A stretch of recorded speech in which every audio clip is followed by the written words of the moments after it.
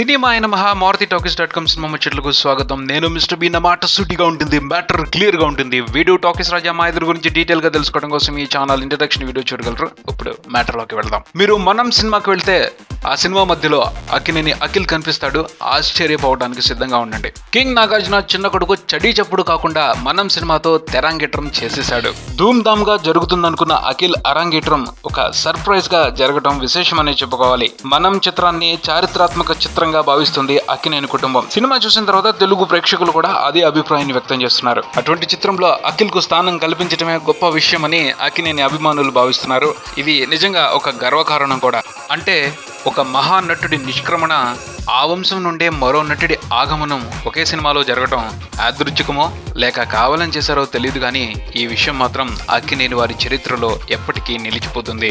పోతే ఈ సినిమాలో అఖిల్ అలా వచ్చి ఇలా వెళ్లిపోయే పాత్రలో కనిపించాడు. కానీ ఆ పాత్ర క్లైమాక్స్ లో కీలకమైన భూమిక పోషించింది. చివరిలో అక్కినేని వారి నలుగురు హీరోలు నాగేశ్వరరావు గారు, నాగార్జున గారు, నాగచైతన్య, అఖిల్ అందరూ కలిసి ఒకే ఫ్రేమ్ లో కలిసి కనిపించి అక్కినేని అభిమానుల్ని అలరించారు. ఆ సంగతి పక్కన పెడితే సినిమాలో అఖిల్ సూపర్ గా కనిపించాడు. తెలుగు సినిమాకి ఇంకో జబర్దస్త్ హీరో దొరికాడు అనిపించింది. నా వరకైతే ఆయన అక్కినేని వారి మహేష్ బాబులా అనిపించాడు. టాలీవుడ్ కు మరో మహేష్ బాబు దొరికాడు అనిపించింది. త్వరలోనే ఈ హీరో తెరంగేట్రం చేయబోతున్నాడు. అది ఇంకెంత రంజుగా ఉంటుందో చూడాలన్న కోరిక మొత్తం కలిగింది. చూద్దాం ఇన్ ఫ్యూచర్ అఖిల్ ఎన్ని అద్భుతాలు చేయబోతున్నాడో. Keep watching Maruti Talkies. For మీ mister B and Talkies Raja.